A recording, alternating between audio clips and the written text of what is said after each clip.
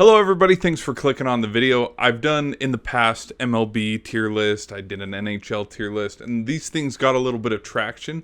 And so I was like, you know what, why not? Before we head into the 2023 season, let's do a tier list.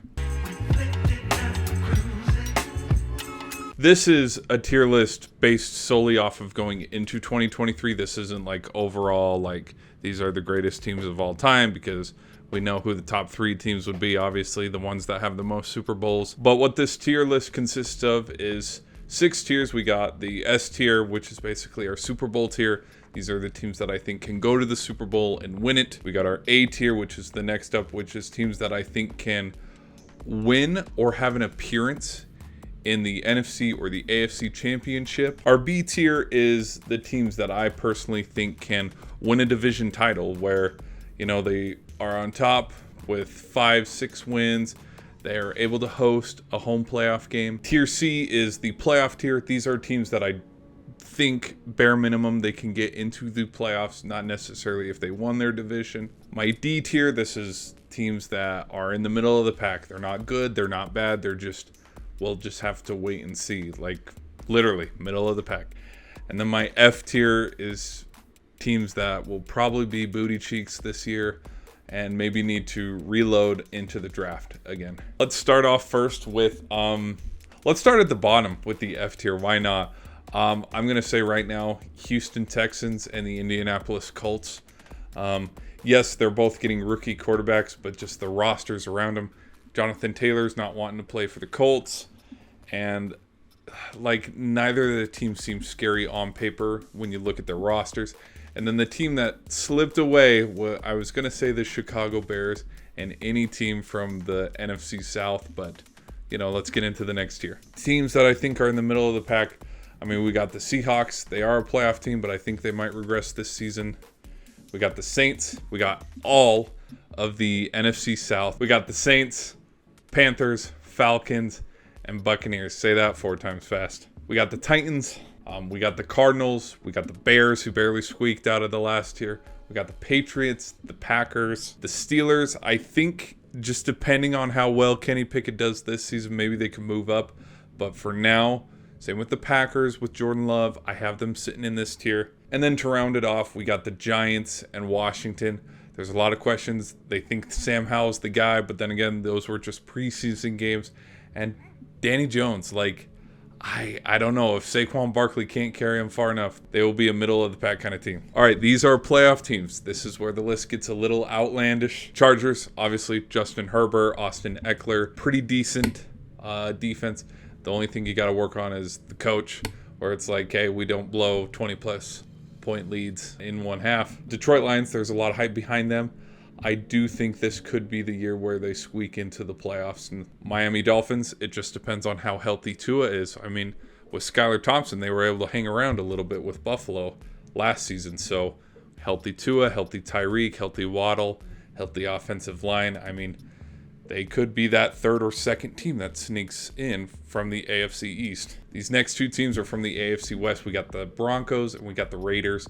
I think this will depend on where their series split is with the Kansas City Chiefs. I mean, I think Jimmy G, you know, he can be pretty successful. Like, a lot of people are sleeping on Garoppolo. I think he's a decent enough quarterback. They just got to figure out what they're doing with the running back situation going on, because they will need Jacobs. The Broncos, I think personally, they had a decent, really good defense. They were awful to watch, but the defense kept them in every single game, even as boring and low scoring as they were. If Russell Wilson can just turn it on and cook, like how we all profess him to do so, like, I think the Broncos can be half decent, like how they were back in 2015 when the defense carried Peyton Manning to another Super Bowl.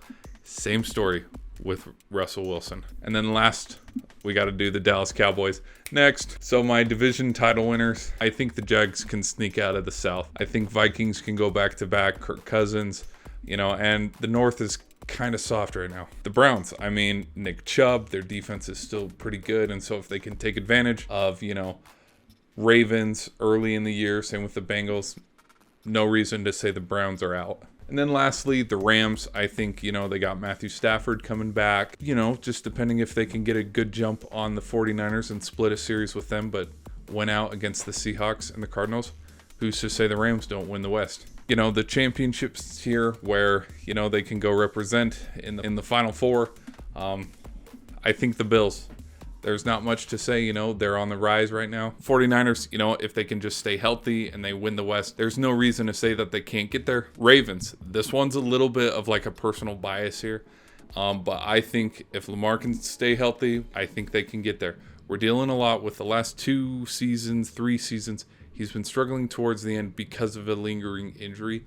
But if he can stay healthy, win the division, and luck out by, hey, we got to play the Titans at home for the wild card, and then the Jaguars in the divisional, like if they get a somewhat decent, easy schedule, they could possibly cruise into the AFC Championship. But only if that happens. And lastly, I put the New Jersey Jets, and the reason why is, you know, you got Aaron Rodgers coming in.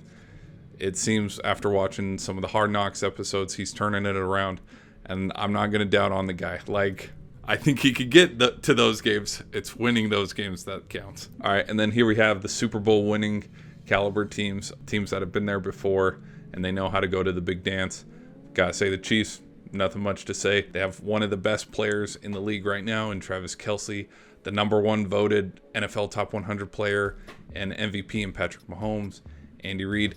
There's nothing really much to say other than these guys are good. It's Super Bowl or bust. Cincinnati Bengals.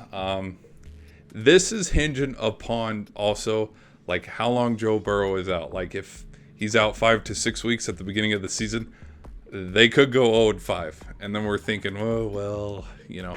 But if he can come back in a reasonable amount of time, week 4, you know, and they have a decent 1-3, 2-2 kind of record, and he just picks up and goes, they'll be fine. And then lastly, got to give the Eagles. You look at the whole NFC picture, I can't confidently say that there are a lot of teams that are equal to them, if not better.